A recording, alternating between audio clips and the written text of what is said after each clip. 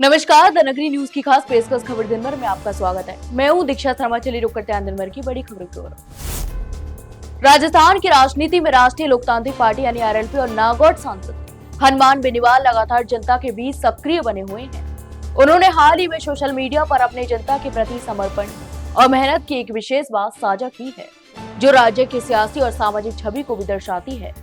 बेनीवाल ने बताया कि जब उन्होंने जन सुनवाई का कार्यक्रम आयोजित किया, तब उन्हें इतनी बड़ी संख्या में शिकायतें और आवेदन प्राप्त हुए कि उनका वजन लगभग 15 किलो तक था। यह आंकड़ा ही यह बताता है कि जनता की समस्याएं कितनी व्यापक और गंभीर हैं। उन्होंने कहा कि यह कागज केवल शिकायत नहीं, बल्कि लोगों की उम्मीदों और भरोसे का प्रतीक है, जिसे वह पूरी निष्ठा और जिम्मेदारी के साथ भी संभालते हैं। यहाँ तक कि इन दिनों इसी मुद्दे को लेकर एक वीडियो भी तेजी से वायरल हो रहा था। बेनीवाल ने स्पष्ट किया कि उनके पास सत्ता का कोई अधिकार नहीं है। उन्होंने कहा कि मेरी कोई सरकार नहीं है और ना ही मैं कभी किसी सरकार में आया और ना ही मंत्री बना, फिर भी मैं आपके काम करवा रहा हूं। राजस्थान कांग्रेस में नए जिला अध्यक्षों की नियुक्तियों को लेकर राजनीतिक हलचल तेज हो गई है। पार्टी संगठन में फेरबदल लंबे समय से चर्चा में था और अब माना जा रहा है कि नवंबर के पहले सप्ताह में नए जिला अध्यक्षों के नामों की घोषणा हो सकती है। इस बार कांग्रेस आलाकमान ने चयन की प्रक्रिया को पूरी तरह नई नीति के तहत आगे बढ़ाया है, जिससे युवा नेताओं और वरिष्ठ दिग्गजों के बीच संतुलन साधने की चुनौती भी सामने आ गई है। सूत्रों के मुताबिक प्रदेश के सभी जिलों से 6-6 नामों के पैनल तैयार किए गए थे, जिनमें से अब तक 3-3 नामों का फाइनल पैनल बनाया गया है। बता दें कि इस सूची में पूर्व 3 मंत्री, 22 वर्तमान विधायक और 24 पूर्व विधायक भी शामिल हैं, यानी कुल 49 दिग्गज नेता जिला अध्यक्ष पद की दौड़ में है। कांग्रेस अध्यक्ष मल्लिकार्जुन खड़गे और राहुल गांधी की मंजूरी के बाद ही फाइनल सूची जारी की जाएगी। राजस्थान में सोमवार का दिन 2 बड़े सड़क हादसों के साथ शुरू हुआ, जिसमें 45 से अधिक यात्री घायल हो गए। पहला हादसा पाली जिले के सोजा सिटी के पास हुआ, जबकि दूसरा हादसा जोधपुर के ओसिया क्षेत्र में सामने आया। इन दोनों ही घटनाओं के बाद स्थानीय लोगों और पुलिस प्रशासन की तत्परता से घायलों को अस्पताल पहुंचाया गया, जहां उनका इलाज भी जारी है। पहली दुर्घटना पाली जिले के सोजा सिटी के समीप नेशनल हाईवे 162 पर स्थित सांडिया गांव के पास हुई। जानकारी के अनुसार सरियारी से जयपुर जा रही रोडवेज बस की टक्कर एक दूध के टैंकर से हो गई। टक्कर इतनी भीषण थी कि बस का अगला हिस्सा बुरी तरह क्षतिग्रस्त हो गया। इस हादसे में बस में सवार करीब 15 यात्री घायल हो गए। सूचना मिलते ही चंडावल और सोजत पुलिस मौके पर पहुंची और एम्बुलेंस की मदद से घायलों को सोजत अस्पताल भेजा गया। राजस्थान की राजनीति में एक बार फिर तीखी बयानबाजी देखने को मिली, जब आरएलपी सुप्रीमो नागौर सांसद हनुमान बेनीवाल ने कृषि मंत्री डॉक्टर किरोड़ीलाल मीणा पर सीधा हमला बोला। बेनीवाल ने कहा कि मंत्री मीणा के छापों का कोई ठोस नतीजा नहीं निकला है। उन्होंने सवाल भी उठाया कि जिन जिलों में छापेमारी की गई, वहां आखिरी परिणाम क्या रहे। क्या किसी बड़े नकली खाद गिरोह का पर्दाफाश हुआ या किसी को जेल भेजा गया। बेनीवाल ने व्यंग करते हुए कहा कि किरोड़ीलाल मीणा के छापों से किसान अब खाद डालने से भी डरने लगे हैं। उन्होंने कहा कि आधे लोगों ने तो खाद डालना ही छोड़ दिया ताकि कहीं नकली खाद न निकल जाए। इसके अलावा किरोड़ीलाल मीणा ने नकली खाद रोक सकते हैं, न नकली बीज। उनका असली मकसद सिर्फ लोगों को डराना और सुर्खियां बटोरना है। टोंक जिले के बरौनी थाना क्षेत्र में सोमवार सुबह एक दर्दनाक सड़क हादसा हो गया। नेशनल हाईवे 52 पर आरटीओ कार्यालय के पास जयपुर से कोटा जा रही राजस्थान रोडवेज की बस और एक कंटेनर में आमने सामने की टक्कर हो गई। इस हादसे के बाद बस में बैठे यात्रियों में अफरा तफरी मच गई और चारों ओर चीख पुकार गूंजने लगी। हादसा उस वक्त हुआ तब तेज रफ्तार कंटेनर अचानक सामने से आ गया और बस चालक संभाल नहीं पाया। टक्कर इतनी जोरदार थी कि बस का आगे का हिस्सा बुरी तरह क्षतिग्रस्त हो गया। इस हादसे में बस की केबिन में बैठे 3 से 4 यात्रियों को शीशे लगने से चोटें भी आई। स्थानीय लोगों ने तत्काल पुलिस और एम्बुलेंस को सूचना दी। घायलों को 108 एम्बुलेंस की मदद से टोंक अस्पताल पहुंचाया गया, जहां उनका उपचार भी जारी है।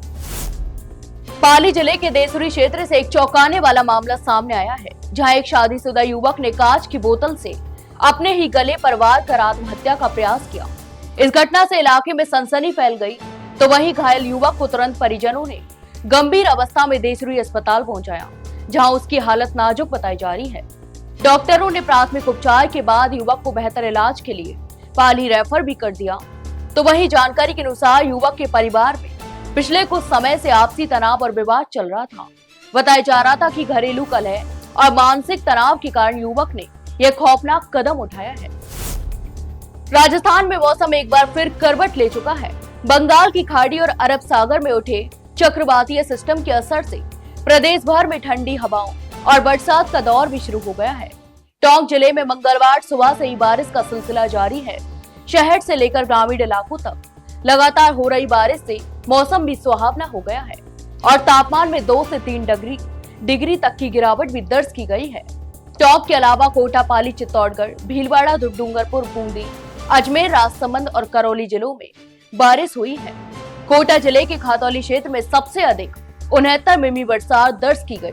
वहीं राजधानी जयपुर में सुबह से ही बादल छाए रहे और कई इलाकों में बूंदाबांदी का दौर भी चला। उदयपुर जिले में भी बारिश का असर साफ दिखा। मौसम विभाग ने राज्य के 6 जिलों में ऑरेंज अलर्ट और 17 जिलों में येलो अलर्ट भी जारी किया है। डीडवाना में सोमवार को कस्टोडियन भूमि को लेकर किसानों का गुस्सा फूट पड़ा। किसान संघर्ष समिति और अखिल भारतीय किसान सभा के बैनर तले हजारों की संख्या में किसानों ने जिला कलेक्ट्रेट के बाहर जोरदार प्रदर्शन किया। किसानों ने सरकार से मांग भी की कि जिन कस्टोडियन भूमि को सरकारी कार्यालय या अन्य विभागों के लिए आवंटित किया गया है, उन आवंटनों को तुरंत निरस्त किया जाए और जमीनी मूल हकदार किसानों को वापस भी सौंपी जाए। सुबह से ही किसानों का जमावड़ा कलेक्ट्रेट परिसर के बाहर शुरू हो गया था। दोपहर तक हजारों की संख्या में किसान ट्रैक्टर, ट्रॉली और भालों के साथ पहुंचे और जमकर नारेबाजी करते हुए जिला प्रशासन के खिलाफ विरोध भी जताया। यहाँ तक कि प्रदर्शनकारियों का कहना है कि वर्षों से खेतीबाड़ी कर रहे किसानों को उनकी पुश्तैनी जमीन से बेदखल करने की कोशिश भी की जा रही है, जो किसी भी हालत में बर्दाश्त नहीं की जाएगी। डूंगरपुर जिले में रविवार को बांगड़ क्षेत्रीय ग्रामीण कांठल चौखला के चुनाव शांतिपूर्ण तरीके से संपन्न हुए। यह चुनाव डूंगरपुर स्थित राजपूत छात्रावास में आयोजित किए गए, जहां समाज के विभिन्न गांवों से सैकड़ों प्रतिनिधि भी शामिल हुए। इस बार सभी पदों पर उम्मीदवारों का निर्विरोध चयन हुआ, जिससे समाज में एकता और आपसी सहयोग का उदाहरण देखने को मिला। चुनाव प्रक्रिया की देखरेख पर्यवेक्षक भूपत सिंह ब्योला, चुनाव अधिकारी नेपाल सिंह पंवार, अरविंद सिंह गेहूवाड़ा और राजेंद्र सिंह बेटसा ने की। निर्विरोध चुने हुए पदाधिकारियों में अध्यक्ष उदय सिंह खेरवाड़ा और कोषाध्यक्ष लाल सिंह गेंजी भी शामिल हैं। इस अवसर पर वर्तमान अध्यक्ष नागेंद्र सिंह सटोड़ा ने समाज की एकजुटता की सराहना करते हुए विभिन्न सामाजिक मुद्दों पर चर्चा भी की। उन्होंने कहा कि समाज तभी प्रगति कर सकता है जब युवा वर्ग शिक्षा, संगठन और सहयोग की भावना से आगे बढ़े। टोंक जिले में पुलिस अधीक्षक राजेश मीणा के नेतृत्व में कानून व्यवस्था सुदृढ़ करने और अपराध पर नकेल कसने के लिए ताबड़तोड़ कार्रवाई की गई। जिले भर में चलाए गए विशेष अभियान के तहत पुलिस ने अलग अलग मामलों में कुल 7 आरोपियों को गिरफ्तार किया है। इस दौरान अवैध शराब, अवैध बजरी खनन और वाहनों की जब्ती भी की गई। पीपलू थाना पुलिस ने क्षेत्र में शांति व्यवस्था बनाए रखने के लिए सख्त कदम भी उठाए हैं। लड़ाई झगड़े और शांति भंग करने के आरोप में 3 व्यक्तियों को गिरफ्तार भी किया गया। वहीं दीनू थाना पुलिस ने कार्रवाई करते हुए अवैध हथकढ़ शराब के साथ एक व्यक्ति को गिरफ्तार भी किया। पुलिस ने मौके से 48 देशी शराब और 2 लीटर हथकढ़ शराब भी जब्त की है। इसके अलावा पुलिस ने अवैध बजरी खनन पर भी शिकंजा कसते हुए एक ट्रैक्टर, ट्रॉली सहित बजरी जब्त की है। तो ये थी दिन भर की तमाम बड़ी खबरें। कल फिर आपके साथ रूबरू होंगे, तब तक के लिए नमस्कार।